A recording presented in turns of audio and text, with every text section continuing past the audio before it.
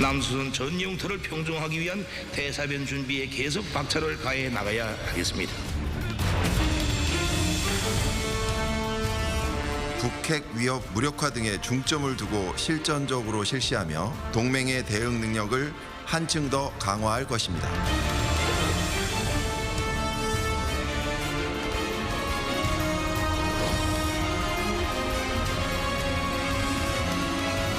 We go together.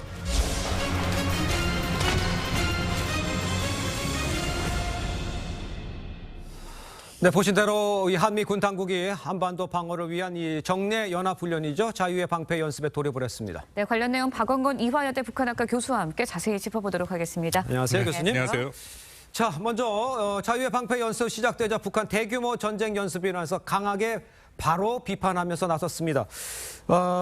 북한에게는 이 연합훈련이 상당히 위협이 되죠. 그렇습니다. 예. 이번 상반기에 하는 것은 사실은 그 컴퓨터 시뮬레이션을 활용한 지휘소 연습인데 네. 그간에 북한의 위협이 계속 고도화가 되니까 한미가 실전 훈련들을 여러 형태로 합니다. 특히 네. 이번에 그 준비된 것들을 보면 북한 순항 미사일을 탐지 식별 또 타격하는 훈련, 또 연합 공중 강습 훈련, 연합 전술 실사견 훈련, 그리고 쌍매 훈련이라고 대덕급 연합 공중 훈련까지 다 포함이 되어 있는데 뭐 굉장히 중요한 시기에 의미 있는 훈련이 시작이 됐죠. 왜냐하면 방금 전에도 나왔습니다만 북한의 김정은이 연말 연초에 아주 명백하게 우리가 요즘 이런 표현을 씁니다만 전쟁할 결심을 했다. 그러니까 뭐 남조선 전 영토를 평정하기 위해서 대사변, 이 전쟁이라는 것을 준비시켰고 네. 지난 그들이 말하는 건군절에는 아예 한국의 영토를 점령 평정하는 것이 국시다. 국가의 제일 중요한 목표다라고까지 얘기를 한 상태인데요. 물론 이거 뭐 상당히 저는 그 발언 레토릭이 강하다라고 생각을 하지만 그만큼 긴장을 조성하려고 하는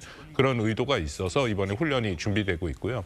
이번 훈련 중에 가장 큰 것은 뭐 이거는 좀 민감한 사안이기 때문에 제대로 발표를 정부 당국에서 하기는 어렵긴 합니다만 네. 기존에 우리가 갖고 있는 작전 계획이 5015라는 게 있습니다. 네. 그것은 대규모 북한의 재래신전을 상정해서 하는 훈련인데 예. 이번 같은 경우에 그간 새롭게 5022라는 그런 작전 계획을 준비하고 있었거든요. 그 작전 계획에는 북한의 핵에 대한 대응 능력을 담고 있습니다. 예. 그래서 아마도 이번 상반기에 이 내용들이 좀 들어가지 않을까. 그리고 하반기에 하는 또 을지 프리덤 실드라고 해서 을지 자유의 방패 작전 같은 예. 경우에는 뭐 정부에서 발표를 했습니다만 그 작전에서는 기존의 한미가 북한 핵 위협에 대한 공동 기획을 한 그것을 훈련을 한다.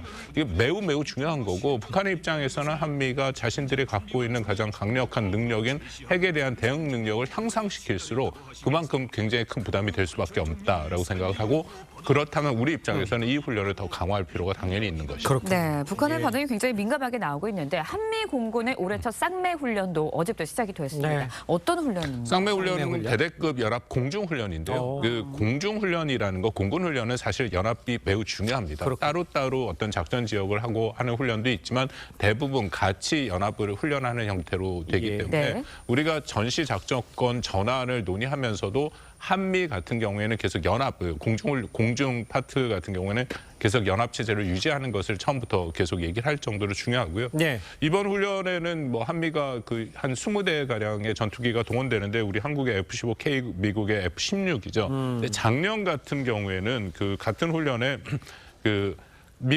한국의 우리 스텔스 전투기 최첨단 F-35A가 왔습니다. 예. 미군 F-16과 함께 이게 제2남이라고 불리는 합동 정밀 타격 훈련을 했는데요. 예. 이게 뭐냐면 북한의 김정은이 있다라고 생각하는 곳을 아주 깊숙이 파괴할 수 있는 이제 그런 무기체계이거든요. 예. 지하 벙커를 파괴할 수 있는 그런 훈련이었습니다. 그래서 우리 정부가 갖고 있는 한미가 공동으로 갖고 있는 유사시 뭐 계속해서 얘기를 하지 않습니까? 북한이 핵을 사용할 때 정권의 종말이다. 네. 그것을 실질적으로 이행할 수 있는 그런 훈련들인데요. 예. 이번에도 어떻게 그런 훈련이 이루어질지 한번 좀 두고 볼 필요가 있다고 알겠습니다. 생각합니다. 네. 또 관심이 되는 게 이번 훈련에서는 호주와 캐나다 등 12개 유엔군 사령부 회원국도 참가를 한다고. 이걸 이렇게 많이 참가하면 또 이것도 북한에 대한 메시지는 강력할 것 같아요. 그렇습니다. 뭐 예. 그걸 알 수 있는 게 오늘 아침에 아침에 북한에서 국방부 자신들 그 메시지가 나왔는데 맞습니다. 거기에 그 얘기가 나옵니다. 예. 그 유엔군 소속, 유엔 사령부 소속 11개국 추종 세력이 같이 동참하고 있다. 그러니까 북한의 입장에서는 한미를 대응하는 것도 버겨운 거고. 그렇죠. 근데 최근에는 일본까지 같이 협력을 해서 북한 핵에 대한 억제력을 강화하고 있지 않습니까? 예. 이 훈련에 이런 유엔사 소속의 국가들이 같이 물론 뭐 대규모 온 것은 아니고 참관단입니다. 네. 참관단이 오긴 했지만 그것은 앞으로도 이 훈련이나 또 이런 같이 협력할 수 있는 범위를 넓힌다는 측면에서 예. 북한의 입장에서는 굉장히 큰 부담이 될 수밖에 없는 것이죠. 그렇군요. 네, 한미 연합 연습 있을 때마다 미국이 얼마나 전략 자산을 전개할지 여기도 관심이 쏠렸는데요. 이번에는 미국의 전략 자산 전개 가능성 어느 정도로 예상되고 있나요? 뭐 예상되고 가능성은 있지만 이게 실제 오기 전까지는 공개를 하질 않죠. 그렇죠. 예, 비밀이고 예. 작년으로 한번 말씀드리면 작년 똑같은 그 프리덤 실드 훈련에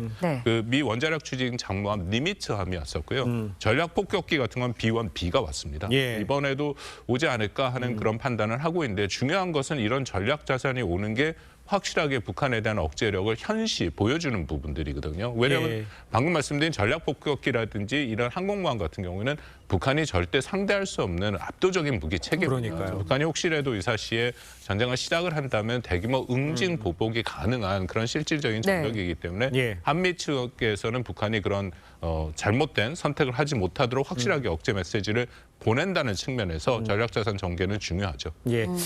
자, 이제 우리가 이렇게 연습 훈련을 하면 북한이 과거에 이제 요 시기에 맞춰 도발 많이 했잖아요. 그런데 이제 우리가 익숙해서 그렇지 얘네들도 북한도 이제 도발을 어떤 식으로 할지 또 더 강한 걸로 할지 이거에 좀 궁금합니다. 연합훈련 기간 동안에 북한이 본격적으로 도발을 시작한 것은 재작년부터입니다. 아, 예. 그러니까 재작년 하반기부터 그랬고요. 그 이전에는 한미가 연합훈련을 하는 동안은 도발하지 않았습니다. 왜냐하면 최첨단의 가장 강력한 자산들이 오고 그러니까요. 또 사실상 전쟁을 준비하고 하는 거기 때문에 북한의 입장에서는 그만큼 고민이 되고 북한의 예. 지도자들은 오히려 어딘가에 회피해서 숨어 있었죠. 근데 작년 하반기부터 김정은은 노골적으로 연합훈련 기간 중에 미사일 발사 등의 도발을 했는데 이것은 아마도 자신이 갖고 있는 핵에 대한 자신감 예. 이제 그런 것들이 반영이 돼 있다. 그러니까 이번에도 이 기간 중에 북한이 도발할 가능성을 완전히 배제할 수는 없다라고 생각합니다. 예, 그리고 그 도발은 미사일 발사 정도가 될 것이다. 뭐 그 정도가 됐고 사실 작년 같은 경우에는 뭐 대륙간 탄도 미사일도 쐈었고 맞아요. 그리고 잠수함 탄도 순항 미사일도 쐈고 굉장히